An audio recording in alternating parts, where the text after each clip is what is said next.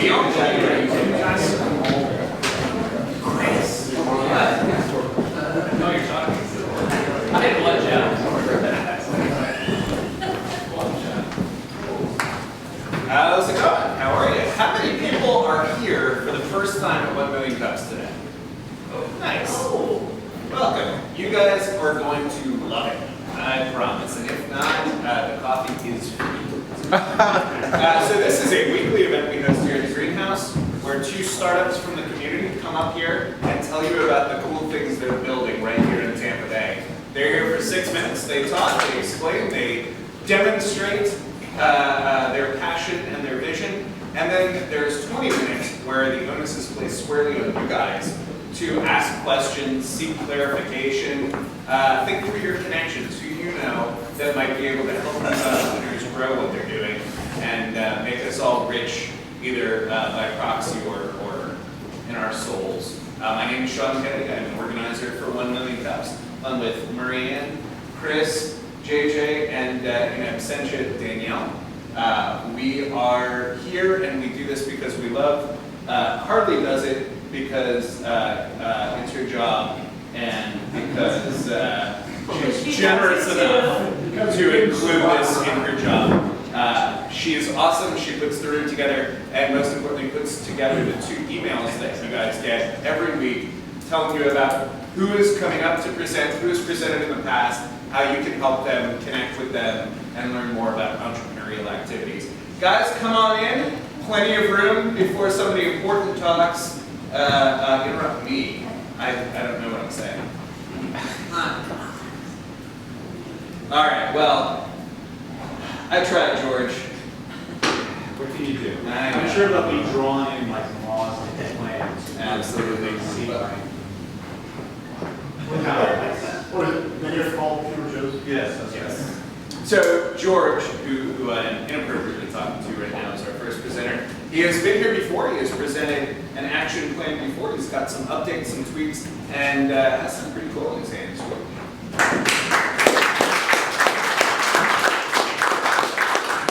Hey everybody, how you doing? Morning. Morning. Beautiful. So I don't know how many people saw me the first time I presented. Okay, how many people saw me the second time I presented? Okay. So there's some new things. This is going to be a little bit of an extension of the second time I presented. The second time I was here, we had sort of begun our pivot over to a more business-oriented, forward, sort of personal action plans. We found the market just wasn't there. So we pivoted, changed things up a little bit. Enterprise Action Plans, Business Process Blueprints. I'm George Everett. Here's my background, a little bit of background of why I'm here. These are some of the companies that I've had executing code, and I've worked at more companies with this. 20 years as professional services consultant in the field, doing enterprise search applications for the United Nations, World Bank, Sotheby's, you name it. I helped sell the Declaration of Independence. That's So what is the problem that I saw in common in all of these places? One of the biggest problems that I saw was chaos. Their business processes were in disarray. I would go into a conference room to a bunch of librarians, asking them what who were in charge of all of the important documents for the company, to do a project for them. They would put this piece of paper down saying, okay, here's our project plan, and I'd say, where is this stored? Is this a managed document? Can anybody find it? And they'd say no, you can't. So that was just an example of people not eating their own dog food, saying, hey, we got to do this and not do it.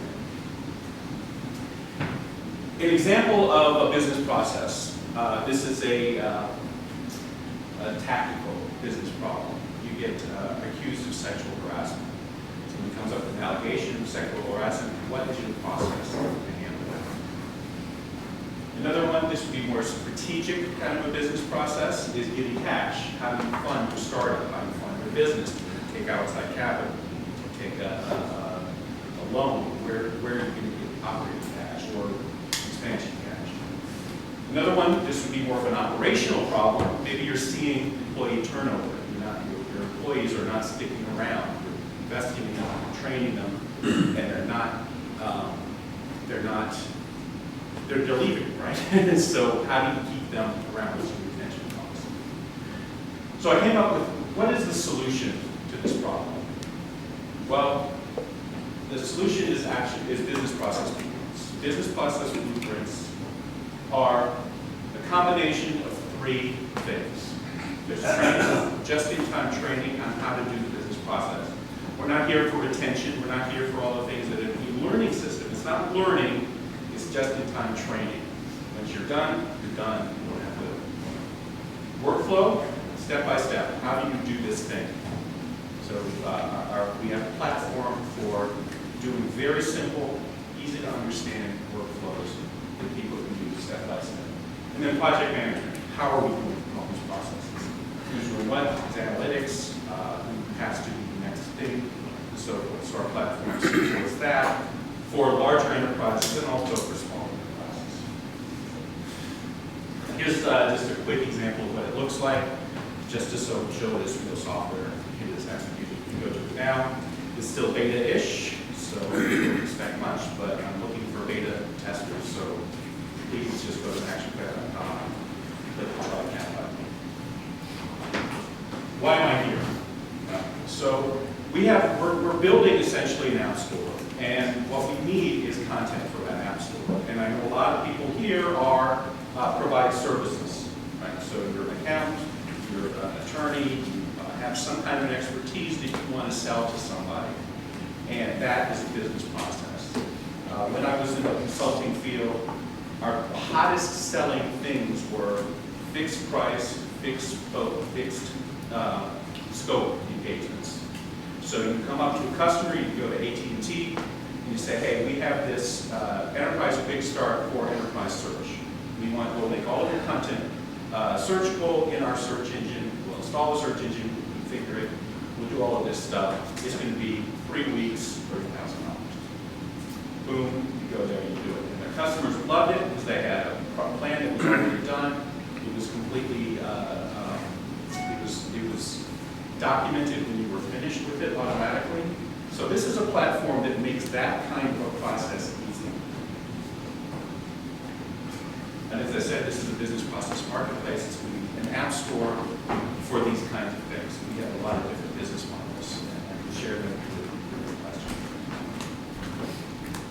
Then you need help. So that's it.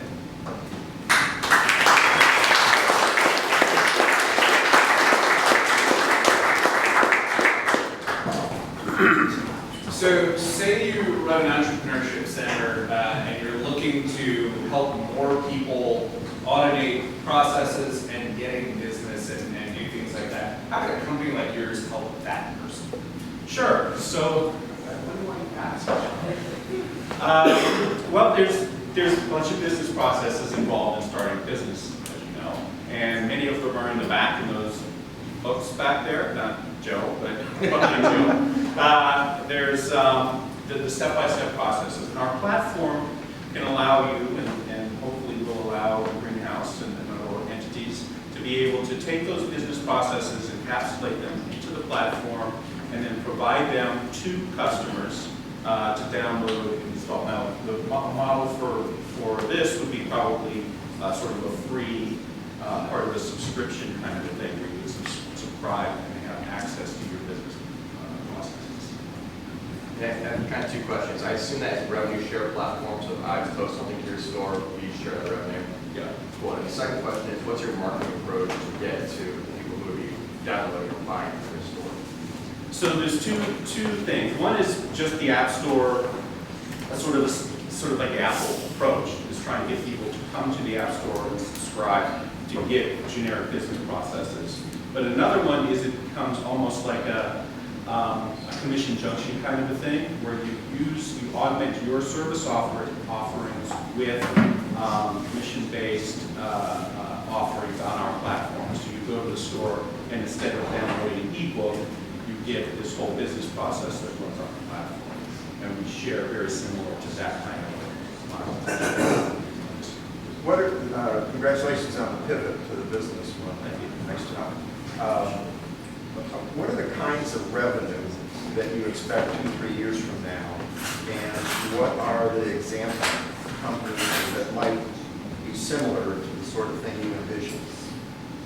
You mean our competitors? Now, first off, the types of revenue. Is it all going to be marketplace revenue, or do you see it being more than marketplace revenue? I see 4 different revenue models. Great. Let me see.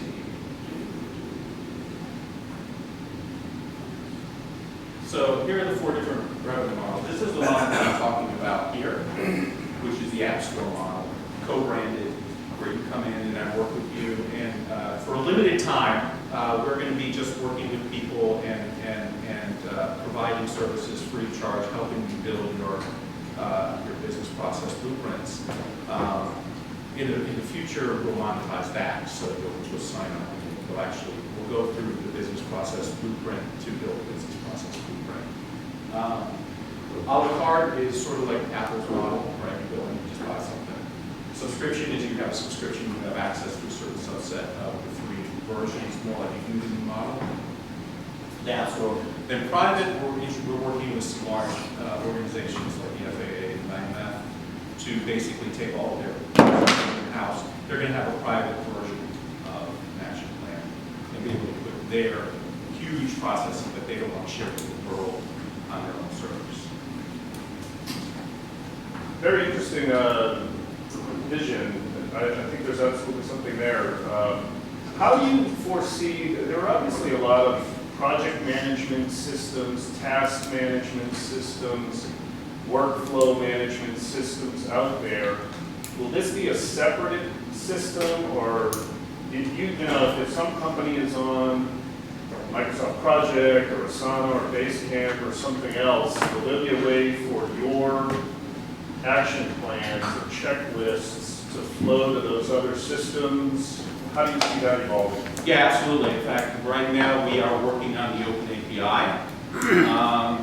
It's built on a platform that's very flexible, so we will provide an Open API so people can get to the action plans that are running and the blueprints in the store with the right license keys. And we'll also be able to call out to anybody else who has those kinds of things at the appropriate place. So, for example, we're not a project management, we're not going to do Gantt charts, for example, at least not in the early going. But we might integrate with somebody like Team Gantt, which is an online Gantt charting process, and all these other business process modeling apps. We're not going to provide whatever the standards are that they have for XML export or business process models. But we will work with them where it's appropriate. We're built to sit on top of those kinds of applications. We don't want to manage the business of all the details. So a couple of weeks ago, we had a patent guy file your patent.com. Is this something that he could use to publish his patent by yourself type stuff? Yes, in fact, we're working with Chris, and he's taking his patent blueprints. We're building a blueprint from his books. He already has the book. So if you already have something published, a good idea is to take that stuff and put it into step-by-step processes. So that, usually business processes, folks like how to do a patent, how to do a trademark, will already have those step-by-step processes. They don't just sort of have to tease them out and put them into our format. I just want to understand something. Where is your IP play? Are you a closed-serve company, a template creation company, or are you trying to be a... We're because there's CMDB, there's CI, like the gentleman said. Where is your value received? Marketplace primarily. So we're going to make most of our money on commissions from people selling their business processes in the marketplace. So that's the idea right now. A good significant portion of our revenue is going to come from these private organizations because they have big wallets and they have really crappy that list of people that have lousy so business these processes. folks are willing to share their IP not under NDA and share it in a portal that... Oh no, the private is private. Sure. Right, so it'll run our software, it'll contribute to the development of our public software and our public portal, but they'll be running their own siloed version of it. The FAA has no interest in sharing servers on the Amazon cloud. They're at their own private One last thing, you mentioned analytics, can you talk about that? It's more of an aspiration at this point, but the analytics will be built for those kinds of people. It's essentially an overview of, who's doing what when, what are the processes, red light, green light, yellow light, what are the processes in good shape, or are they falling behind by how much and what. So it's a higher level abstraction on top of something that you would do with a Gantt chart. So PMO, project management organizations or offices would have a big stake. It's really a C-level thing, and we're working on several sort of concepts for how that will work. We do have visualization of the software right now of all of the running action plans and what status they're in. Yes, ma'am. So with literally billions of apps available and the online platform being overwhelmed with that, if I have a professional service, how can you help get that out? How are you going to differentiate yourself with so many out there? Are you using any major influencers, or how is your app going to rise to the top? Well, it's not really, it's not a traditional, I just use app store as a metaphor because everybody understands what an app store is. Oh, so it's not an app? But it's not an app, it's not an Okay. Apple app. Sorry, I missed. Right, it's a marketplace for business process blueprints, and it has to run on our application on our website. So you then- can't stand alone and say, we can't put this on the Apple Store. for So example. then if I have a professional service, how are you going to market that? Very careful. That's a good question. We're working on that. I don't know that strategy, and that's an important thing that we have not yet put on our yeah. Thank you for the question. We do need to work on it. Yes, sir. I've been working on projects in the past, I'm sure most if not all of us have done so. I think it's relatively easy to get buy-in on what needs to be done, but based on personality types and workflow types, it's not always easy to get people to agree on how to do it. I think it's part of the problem you're trying to solve. And oftentimes, when an extra layer like this is added on top, it's almost perceived as more work. It's, okay, now I got to learn the software to manage the process to get what done in time. What kind of experience have you had in appealing to a variety of personality and workflow types so they can say, you know what, this is actually easy, regardless of where I come from and how I do my work? Yeah, and that's one of the problems with these workflow apps, right? You can go to a business process modeling app and you're knee deep in flow charts very quickly. We're not going to do that at all, right? Our flow charts, if you saw, are extremely simple, and they really are just visualization, right? So it's kind of an outline. You can nest blueprints, but that's the extent. We're avoiding branching and all of the strange things that you can do with the flow chart. So we deliberately, I'm not going to say dumb it down, but we try to make it as easy and simple as possible for people to understand. There are some things that a seasoned BPM guy is going to look at and say, no, I'm not going to do this, right? And they can go use their rational roads or whatever they're going to use. But we're going to stick with sort of the top level things for people who are actually doing the processes and their direct bosses, and then they can bubble out into the C-level. Yes, sir. You said you were working with some people in APIs and stuff. Are you doing that, your programmers in-house, or are you using outsourced developers? How are you actually getting the development done? I have a team of developers that I've been working with for over 2 years now, and then an auxiliary set for another company that I have if I need them, based they're out of Russia. 3 of them are based out of Mexico, believe it or not. It's a great place. And then we've got a whole area of these developers. I was thinking more back to the content of where all these blueprints come from. And where I get a lot of my business process stuff like this is just from business books, right? Like whatever the best-selling books on creating a strategic plan or whatever that may be.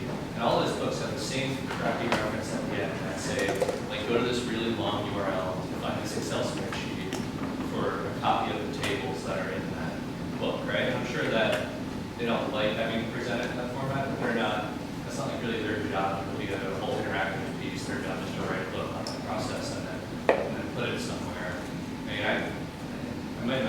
last time, but I still think that channel of approaching the, either existing books that have been bestsellers for years that are having the same graphic Excel sheets or new ones that are coming out, where it's like, hey, go to an action plan slash, whatever the books is, right? Slicing pie, that's an example. Sure. On that. So- Actually use it. And most of those books are step through, like do this and do that, lots of checklists, lots of tables that fill out all the things that I think are going to be pretty standard. And then once the reader's already there, and they got that amount because they bought the book, A, an additional revenue stream from the author, hey, hire me to consult fee from this, or it could be, hey, related to this topic are these other things. But, I get the, reaching out to the community for some example processes and stuff, but it might be good to test things, but I don't know that the community's going to be enough to kickstart that, but I bet you those authors are looking for additional ways to make money and to get consulting fees, and that might be a good interactive component. Can I piggyback real quick on Chris's, because my question was very similar. The people who do sales training and things like that, to the same degree, everybody gets a book and everybody has that as part of their thing, that you sit there and take notes and a workbook or something like that, but you're not following a sequential thing. And those people all have vast networks, they come in and do a $10,000 training. Are those people you're reaching out to? They should be.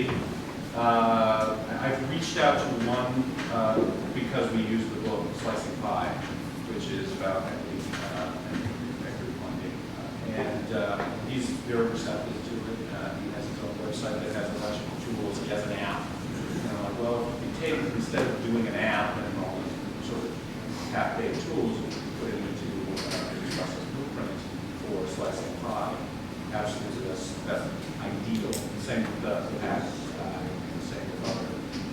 Yeah, absolutely, that's what we're, and that kind of goes also to the, starting laundromat kind of stuff, the franchise stuff. Just a quick follow on what I thought of us going through that. If these guys are already putting Excel sheets or whatever online publicly anyway, I don't think there's anything really stopping you. To check on taking whatever those top 10 tables and checklists from the top 10 business books are, distilling them into your process and putting them online. Oh, yes. Right? Yes, I'm stealing liberally. Yeah. So, yeah. As examples, yeah. We're using the FAA proprietary stuff to test the software. They gave us really horrible. You know how to imagine what they spent $4 million on. So, just one thing. What's your timeline? So it's open to the public? Yeah, you can go there right now. The workflow is really crap. The onboarding is horrible and it's confusing. The core software is there and it works. The databases all work. The security is there. All of the underpinnings are. We're working right now. The team is working mostly on getting the purchasing, the actual integration with Stripe and all these other things. Getting that technically working. But as far as the app is concerned, there's always going to be a lot of work to do. But we're trying to get it more streamlined, the workflow, the user onboarding. You'll go there, and if you see it, you'll be like, what the heck should I do? We're trying to make it more. Right. How do you see the revenue initially split among small business professionals, middle market, and enterprise, and how might that evolve over time, do you think? Enterprise is going to be big first because it's easier and they have big wallets and they will work with us and give us some funding. So we're working through some partners who already have some possible big contracts, mostly in DC. And we're chasing that, even though the ramp-up time is long, they have big checks. So we're trying to do that. In the meantime, we're also working on the model here, right? I can't recruit people fast enough to actually build their action plans. My highest priority right now is getting with them and helping them build blueprints and getting stuff into the store, getting these storefronts up. To that point, George, so if I'm a subject matter expert and I want to create a business process blueprint and post it for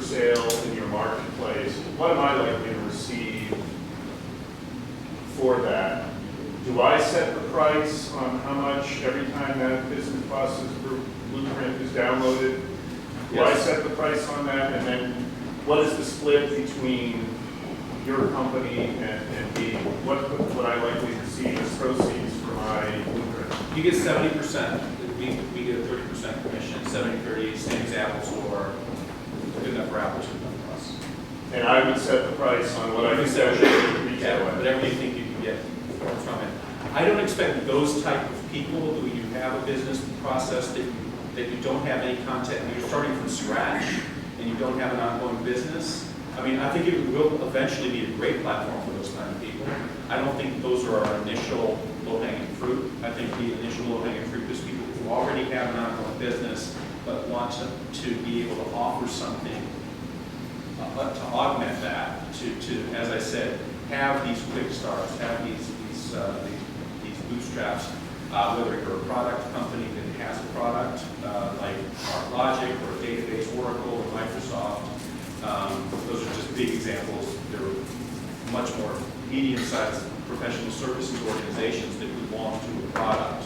And they have people who go on site and they charge, $2,000 a day to go on there and do implementations. Many of those implementations are cookie cutters. And if you can set up a 2-week, $10,000, $20,000, whatever you're going to charge thing, where you install your $500,000 software, somebody will pay that, and they will be really happy that you came in there with the statement of work that's already set up, and step-by-step process that they know they're going to get. So those are who we're target first. I'm kind of building on that, and what Chris was saying. Is there a way for me as the creator of this process as to market myself? If the IP attorney that you're working with, if I'm somebody that he puts together a package, on the other side I buy this and I say, I want to do my own patent. Is there a way to get to the end of that and say, well, this is hard. What do we just call this guy? That's exactly why he's doing it, Yeah. right? He's setting it up as a billboard for his practice, Okay. right? So he's going to have all the disclaimers at the top. This is not legal advice. This is a book. Boom, boom, boom. Step 5. This is, actually at each step he can put his contact information and say, listen, I can do this for you. You can do it yourself. And actually Chris is perfect for that because he really wants other people to do it. And he's happy to charge to do it, but he thinks that his thesis is that people can do it for themselves. A lot of this work, that's the grunt work and the hard work, and all he has to do is teach them how to do it. They can do it instead of engaging him. But he also doesn't have a problem, getting the business from people who want it done for them. I'm sitting here trying to think of how you scale this, and you can't go, 28, right? You go through about that, you can't go up to businesses, all the social references, right? There's always one, I'm getting the vote. My mom. Oh, you gotta take that. I talked to her. It seems like the smaller consulting firms, or the PE guys, the Alvarez Marcells, the North Highlands of the world, that's, sub-license it to them so that they can go out and use it with their drink. Otherwise, yes, you can build it out, or you can do it online and everything, but it's going to take an incredibly large time for that validation and from the marketplace to give you credibility. Because again, as people pointed out, as you well know, there's tons of applications and self-help books. You really got to talk to them. So, where are you going on that in terms of that contacting and working with some of the small regional consulting firms? Well, like the not PwC, but the smaller versions of those, right? Right, the PwC, they don't know how to do this. No, they say they don't do that. I've worked with PwC. And those guys, those are definitely a huge market. The general purpose. I have a slide. I'm not. So, hey George, Yeah. how can we as a community help you grow this business? Look, we need practitioners, providers, professionals, consultants, gurus, coaches, accountants, lawyers, franchisees, anybody who has business processes that they have a way to get their hourly business and turn it into a product. That's it.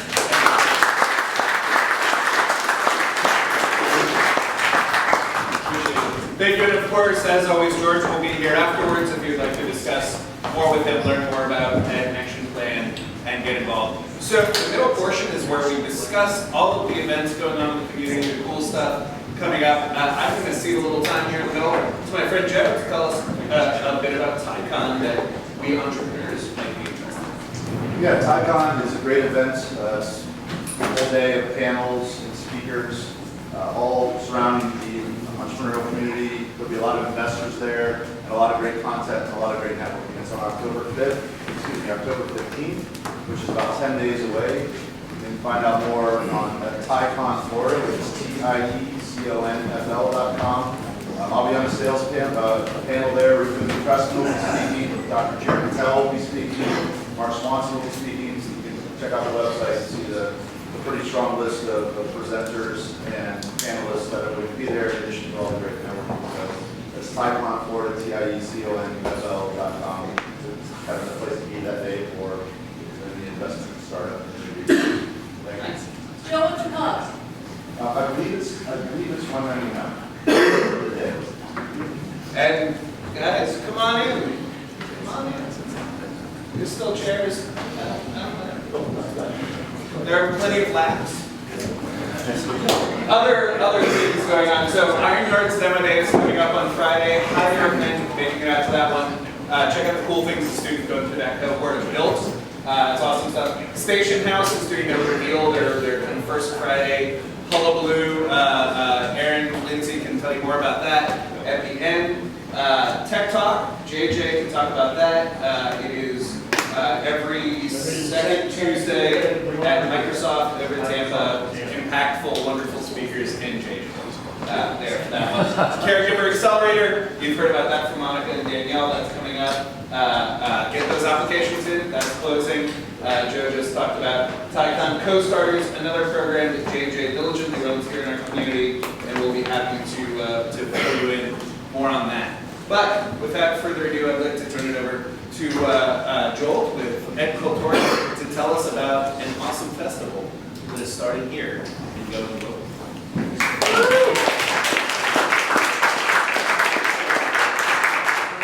How's everybody doing? Thank you for coming. I think we want to answer the question. Thank you. My name is Joel Malizia. I'm with Cultura. This is Kalpesh Patel. He is also on the team. We have an event coming up November 16th to the 20th. That is a 5-day event that has 5 branches. There's a film component, music, makers, art, and interactive branch. We're loosely modeling it after South by Southwest. But we're not trying to create South by Southwest.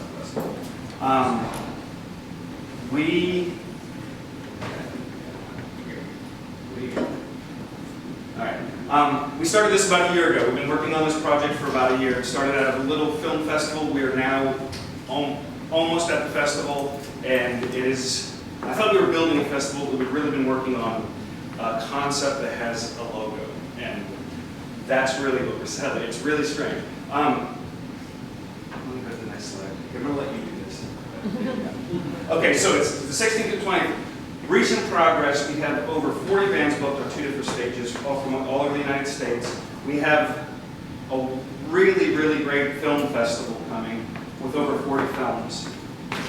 And we're booking keynote speakers. We have a keynote speaker coming from South by Southwest to kind of explain economic impact, planning and development, things to look out for. The biggest risk we have for our overview is a low turnout because we are selling a prototype this year, and we have a lot of our, we're counting on ticket sales, on the ticket sales in a few minutes. Vision. We want to aid and play a large role in the economic development for the creatives in the Tampa Bay region. There are a lot of creatives in the city that you know of, and there's a lot of great festivals already. We were trying to give this an umbrella brand that is recognizable all over the nation and beyond. The problem is there are a lot of scattered events in this town, in Florida, and in the nation.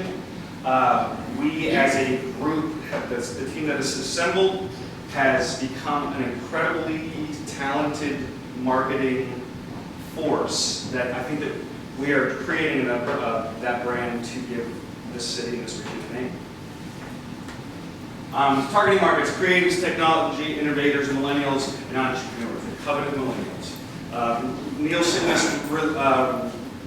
released a report about just music festivals, and of course we don't have any of the graphs, but the numbers are crazy. Over two times the brand loyalty when they see your brand versus their competitors associated with just a music festival. Entrepreneurs as well. Our interactive branch is our main focus. It's going to give us, we believe it will give us legs. It's generated a lot of interest within the Innovation District and with USFCP, and we really have some strong allies going into that interactive. And then we're going to throw the party afterwards, so please stick around. Opportunity resources available, community support, and demand for growth. We kind of were like, hey, should we do this? And every single person we talk to is excited about a large-scale event, showcasing what St. Pete is, and inviting people to communicate, collaborate, and participate in the city. And it's been the most work I've ever done, but it's been absolutely the easiest flowing forward that I've ever participated in. Okay, so what is the solution? We believe it's at Cultura. We have an amazing team. We couldn't afford to pay the team. The in-kind support, everybody from our lawyer all the way to myself. We're working hard. So this is what Cultura is. This is the solution.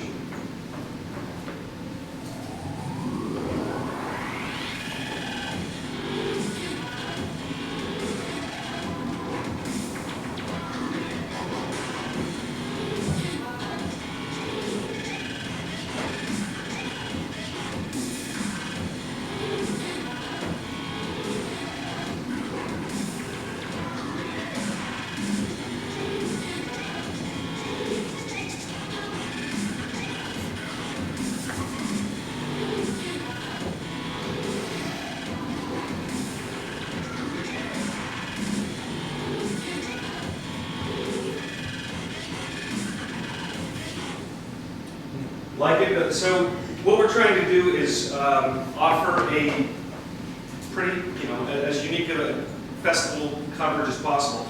Most festivals in Florida are pushing the tropical, come to our beaches, and that sells itself, you know what I mean? So our branding is aimed a little more towards the streets. We're starting in the alleys. We're shutting down 4 city blocks on Balm Avenue. We're starting in the streets like a South by Southwest. We would envision everything being every small venue being A venues, and bands in every little places, art displays and movie theaters in unique spaces, not necessarily movie club. So a year ago, we had the idea, established a team and vision. We reached out to a few people. We're not trying to reinvent the wheel. We were taking people who book bands. We asked them, hey, do you want to book bands? And they're like, yes, we'll do the band booking. Do you do yoga? Yes, we do yoga. And they're really we're not just a group of friends. They're a bunch of professionals that do what we do outside of this festival. Traction, community support, team growth. That was around April-ish, and the support has kept us moving forward. Around a month ago, we were up to about $70,000, a little over, of cash raised. In-kind sponsorships is, we haven't even added that up. It's an incredible amount of support, which enabled us to, now, at that point, we're like, okay, we're going to have a dynamic experience, and we're going to have a prototype to sell. And our festival's on the 16th. Next slide, we might be done with it. The next steps, the pro media team is going to set us apart. We have a team of 10 people already, videographers and photographers, with that, in my opinion, that's an incredible way of giving us legs next year. Seducing sponsors, keep them relevant in our content. Build a volunteer corps. We're launching our volunteer application Friday, and we would love, as an event like this is going to need a lot of volunteer support, and we will reward them well. And sales and marketing. Selling tickets, our number one way of generating revenue this year is ticket sales. We got everybody on board just for the buy-in. we want your help, and so we're still seeing this.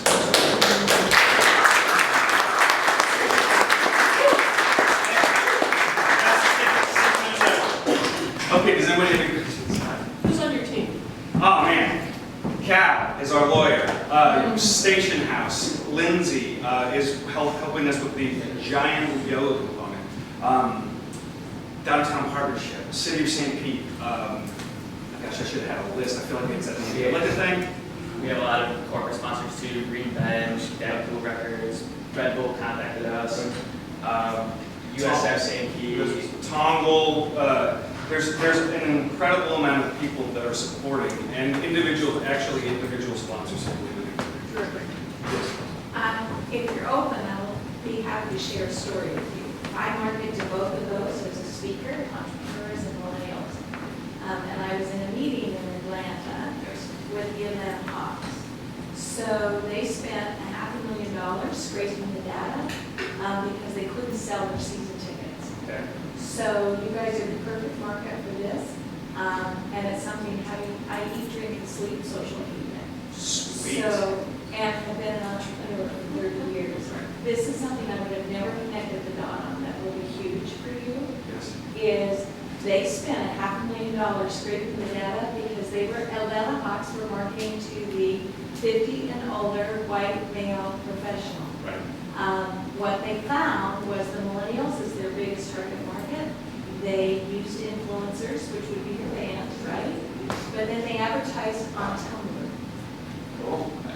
Tumblr and Instagram was sold out. So Tumblr, you know, everybody thinks that's a hookup site, but that's your ideal market, right? Now it is. Yeah. Right? Yeah. So if you had advertising dollars, I would go for Tumblr in a heartbeat. Absolutely. And if I can help you, I'm happy. I'm going to talk to you right after this. Thank you so much.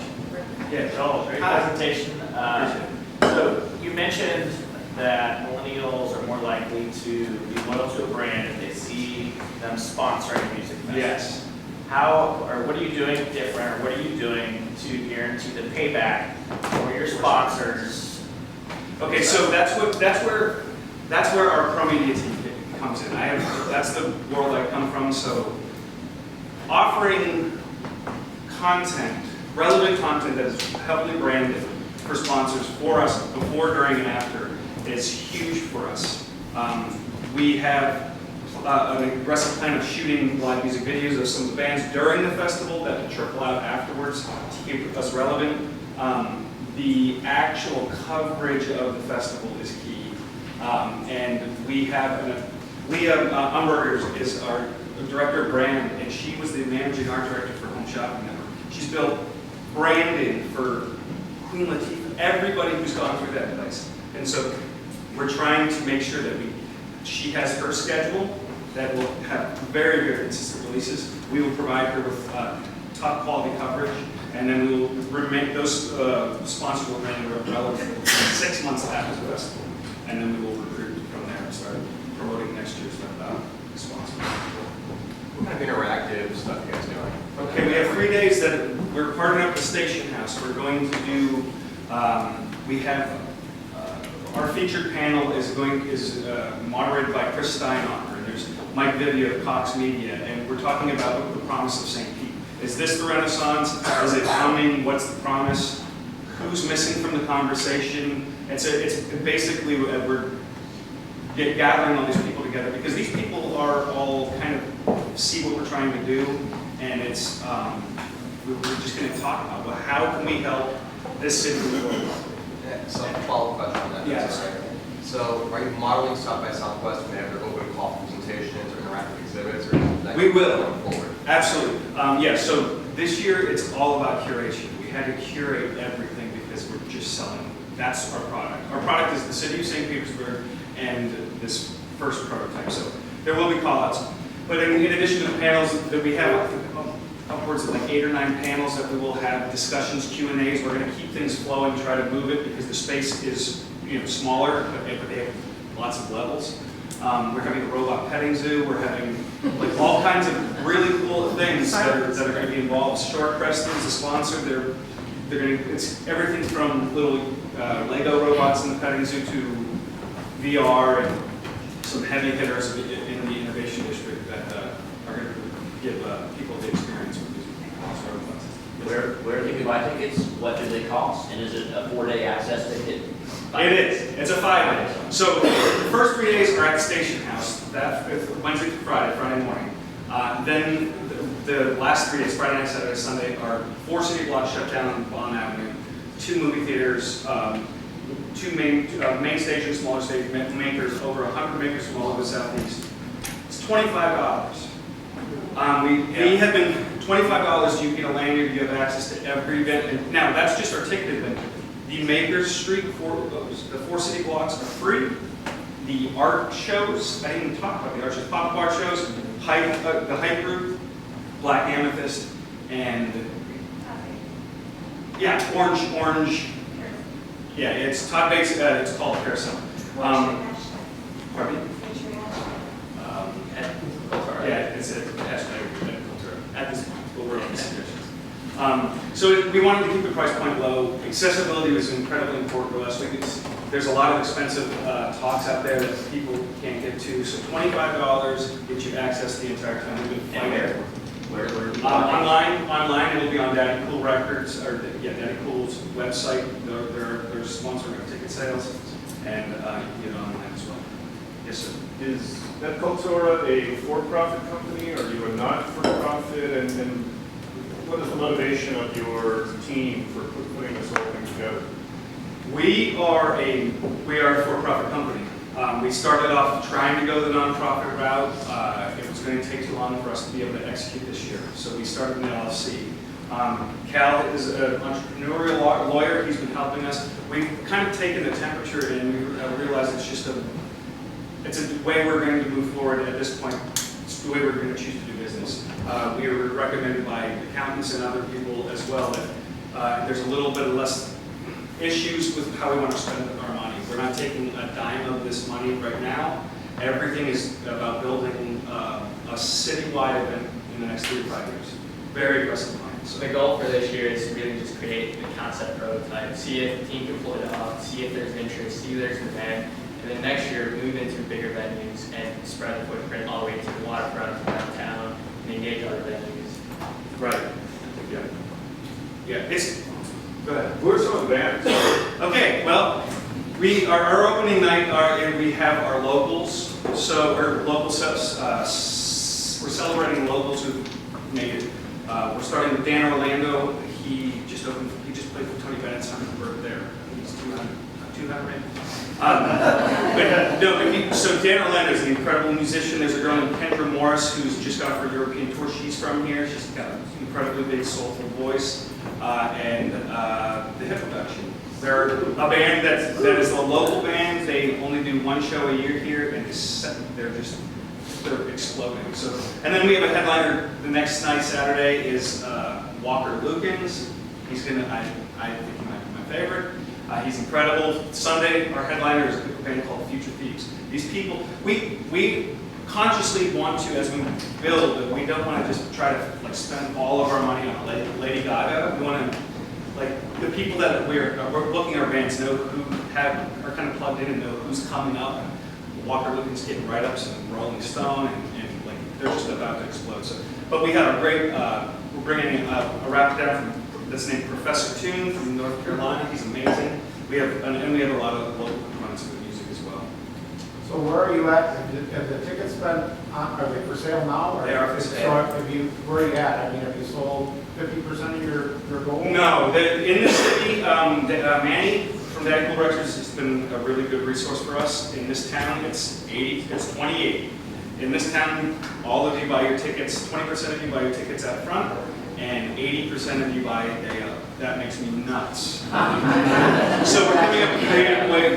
Yeah, we have a couple hundred tickets sold already. So far, we raised about $3,000 in ticket sales. Okay. And there was a campaign that raised about $3,000 for our sponsorships. We started our sponsorship campaign a while ago. Our entry-level sponsorship is $35. It's a tape lanyard and a t-shirt. So, but we have some great plans with the bands and with some of these films to give some incentives to buy now, and you get an experience with a band or a filmmaker or something. Really, I don't want to be What do you guys do now? Yeah, so we are meeting with the city of Petersburg, Nina, and the city is now fully on board to help us promote all of our pinstripe marketing, is doing all our press releases and sharing with the city.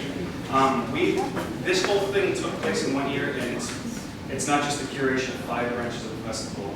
It is, as you can imagine, it's website infrastructure, branding. We spent 4 days on the name, and we make fun of it. Well, so one of our biggest challenges is turning this idea into an actual company and getting all the pieces together and managing all the contracts, all the volunteers, booking all the bands, and we're still in that process. And one of the things me and Joel, we had a conversation the other day, it's that, we feel anxious that, it's happened in 6 weeks, but we're always going to feel that even until up to that day. And so, we just keep moving forward one step at a time. Right.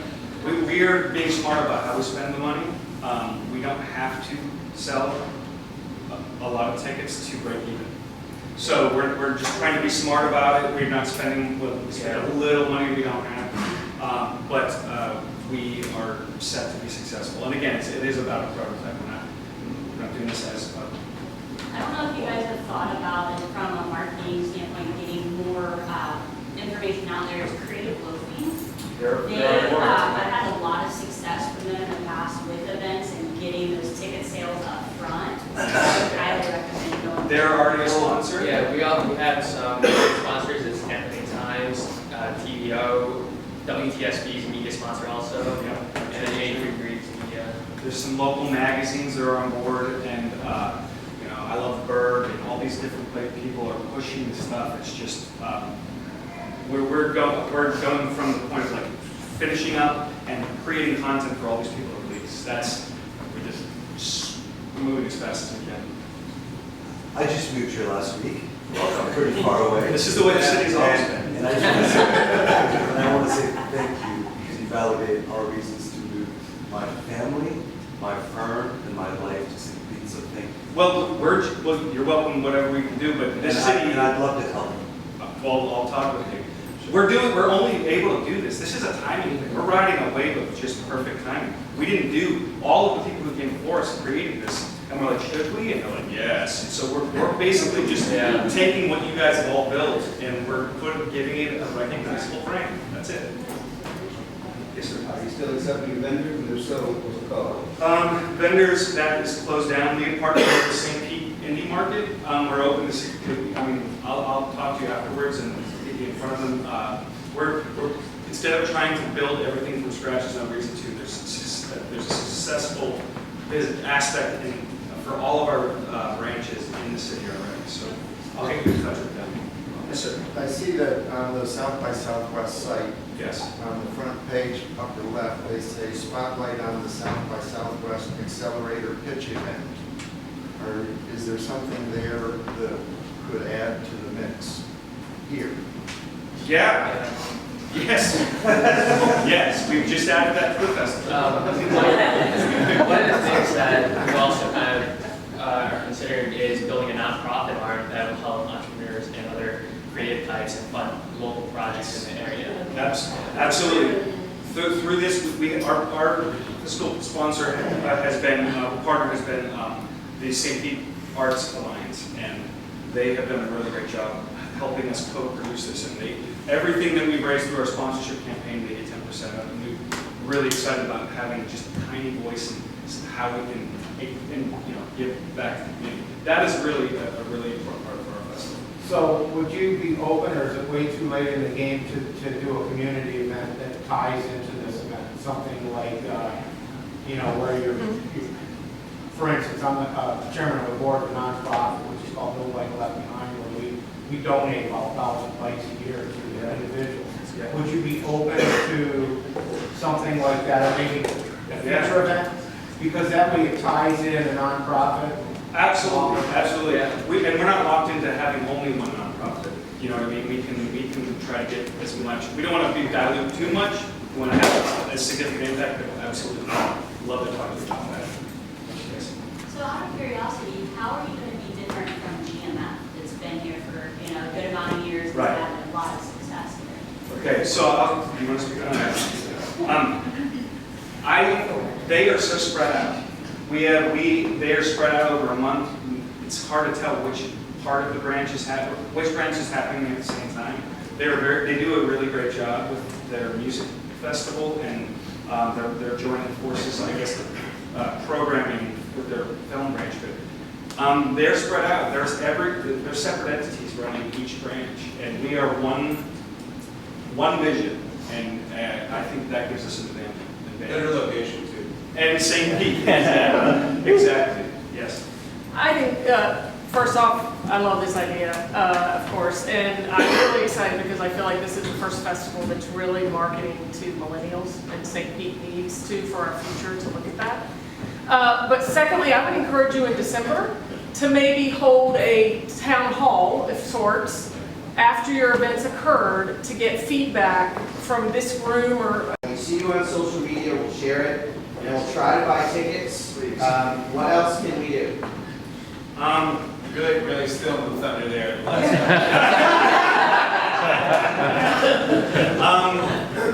We need the word out. We've been doing our best to get the word out. We've been building everything on hype. We don't have a last year's festival show. We don't have anything. We're creating. We have a great team, and we're taking other people's festivals and putting the skyline of St. Pete in it. Someone's holding a protest poster. We put up a little at Cultura. We've been selling the hype.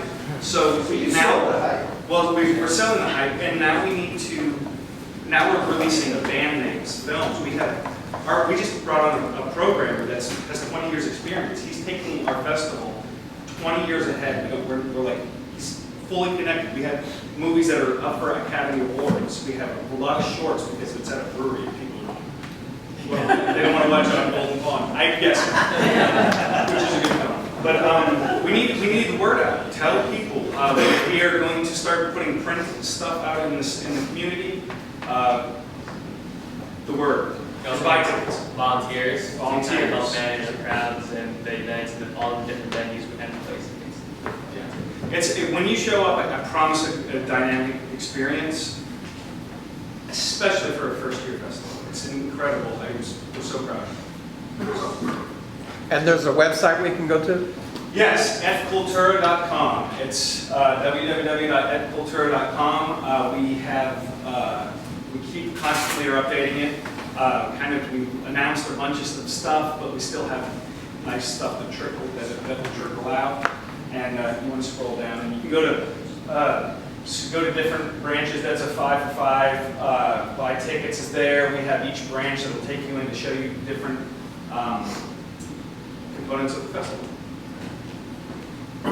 And we're still building our partnerships, hotels and things that we can, because we have people coming in, and we're scrappy and still trying to get people on board. So if you know anybody. We'd love to have help. So, what can I'm just thank you. Thank you for the opportunity. It's really a great presentation. And will you stick around and talk to us